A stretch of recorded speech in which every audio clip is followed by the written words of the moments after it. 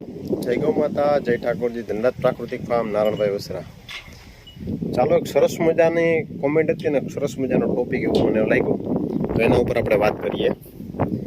કે પ્રશ્ન એવો હતો કે બુલ સિલેક્શનમાં શું ખાસ કાળજી રાખવી અને બુલ સિલેક્શન કરવું તો શું કરવું. ખરેખર મહત્વનો પોઈન્ટ. અને જે બ્રાઝિલે જે કામ કર્યું છે, ખરેખર એ વાત ને એમ કહી કે એ વાત ઉપર ધ્યાન દોર્યું હોય ને એ વાત ઉપર કોમેન્ટ કરી હોય તો મને એવું લાગે છે. જો અત્યાર સુધીમાં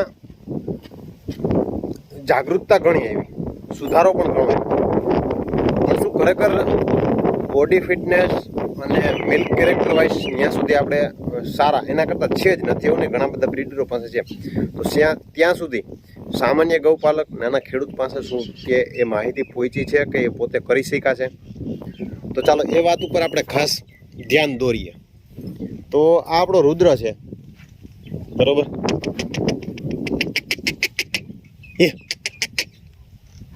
રુદ્ર છે, બરોબર. તો રુદ્રનું આપણે કહેવાનું એમ થાય કે એને પહેલાં વહેલી આપણે જો ખરેખર ખૂટમાં જે જોવાની જે વસ્તુ હોય ને, તો એની પોતાની મધરનું મિલ્ક, પછી એના ફાધરની મધરનું મિલ્ક, એટલે એ બેયનું 50-50% એ આવે.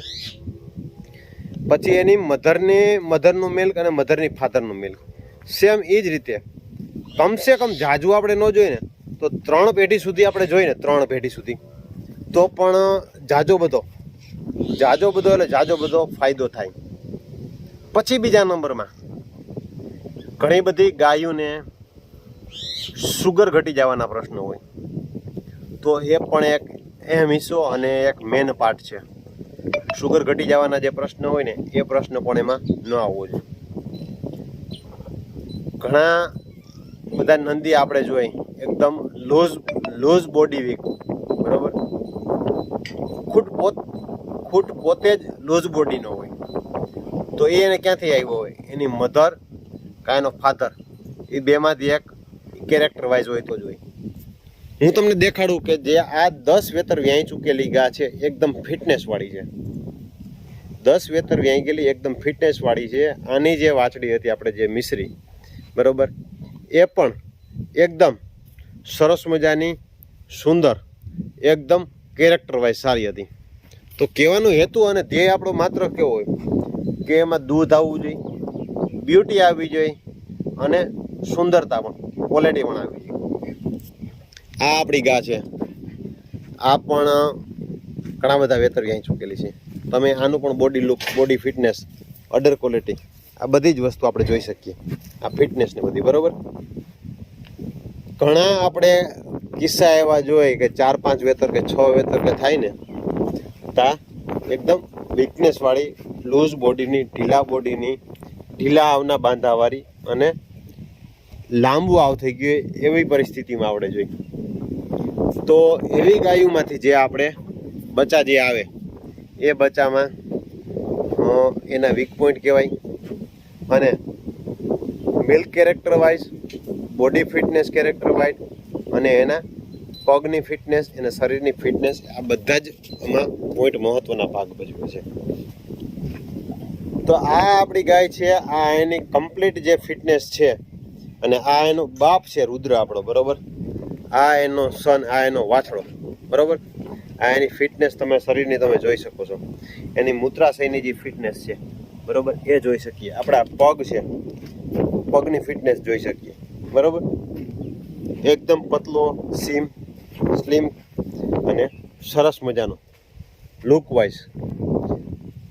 એવું નથી કે હું મારું છે એટલે મારી પાસે અહીંયા છે એટલે ઉદાહરણ માટે બતાવું છું. ઘણા બધા બ્રીડરો આના ઉપર ફોકસ કરીને કામ કરી ચૂક્યા છે. જેમાં આમાં ફિટનેસ છે, આ એની નાની થઈ, આ એની વાછડી છે. આના પગની ફિટનેસ તમે જોઈ શકો, એકદમ સરસ મજાના સ્ટ્રેટ, પાછળના પગની જે ગોળાઈ રહેવી જોઈએ એ પ્રકારની ગોળાઈ, એથી વધારે નહીં અને એથી ઓછી પણ નહીં, એ રીતે, બરાબર. સેમ ઓલા વચાને. તો માઇનસ પોઈન્ટ કે આવી ગાયોમાંથી જો નંદી સિલેક્ટ થાય તો આવનારી પેઢીમાં તકલીફ થાય. વધારે પડતા ગોળાઈવાળા પગ છે. અને પછી ખરી વધવી અને પાછળથી પગ બારે નીકળતા, પગ છે ને પાછળની સાઈડથી બારે નીકળતા, એટલે આવા વીક પોઈન્ટ કહેવાય. આ આપણો રુદ્રનો બીજો વાછડો છે, એ પણ તમે જોઈ શકતા હશો. એકદમ લુક વાઇઝ સેમ એના જેવા. એટલે 50% 50થી 70% બ્લડ છે એ નંદી તરફથી આવે, જે એની ફિટનેસ છે. આ આપણો સફેદ નંદી તમે જો એટલો બધો બોડીવાળો, હેવી લેન્થ અને ઊંચાઈવાળો, પણ તેમ છતાં એની ફિટનેસ, બધી જ ફિટનેસ અને એની મૂત્રાશયની ફિટનેસ તમે આપણે જોઈ શકીએ. બરાબર, એની પાછળ ટેસ્ટિકલની જે ફિટનેસ છે એ ફિટનેસ જોઈ શકીએ. ટેસ્ટિકલ એક હરખા, નહીતર આ ટેસ્ટિકલ ઘણાના બધાના આ રીતે આ રીતે ટેડા મેળાની રીતે હોય. પણ કહેવાનો હેતુ અને મિનિંગ એ છે, આપણે આગલા વિડીયોમાં કીધું હતું જ્યાં સ્ટ્રેટ બૈડો તમે જોઈ શકતા હશો. ઘણી બધી ગાયોનું જે આ પાછળનો ઢીંઢાનો ભાગ છે ને આમ આમ આમ નીચો બેસી ગયેલો હોય. તો આપણે પ્રદીપસિંહ બાપુ વાત કરતા ઘણી વખત ફેસ ટુ ફેસ આપણે વાત કરેલી છે, આપણે મળેલા છીએ કે બૈડો સીધો કરવામાં 3 પેઢી નીકળી ગઈ.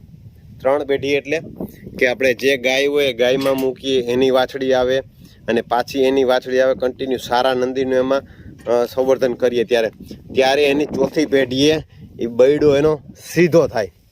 તો કહેવાનો હેતુ અને મિનિંગ એ છે કે ઘણી વખત આપણે વાત કરતા હોય ને તો કોકને એમ થાય કે આને શું ખબર પડતી હશે, પણ જ્ઞાન છે એ કોઈ સિંગલ વ્યક્તિનું મોતાજ નથી.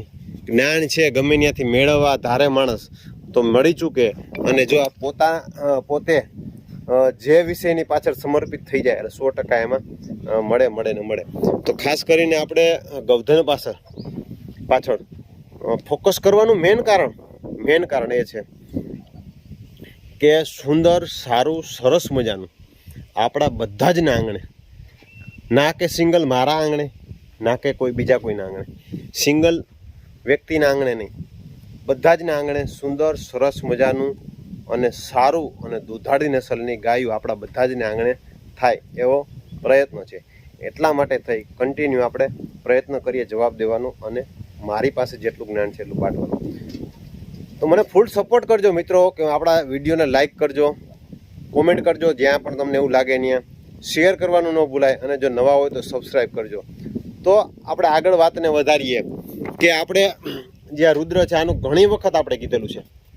આ રુદ્ર છે એ વાંકાનેર બ્લડ લાઇનની ભીમાભાઈ માલધારી જે ફેમસ ત્યાં છે, બહુ મોટું એવું નામ છે, ઘણી બધી ગાયો છે.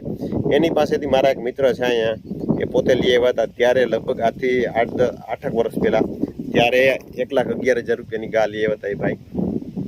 અને આનો બાપ છે એ મારા મિત્ર કમલભાઈ સોની છે, એની ગાયનો વાછડો હતો.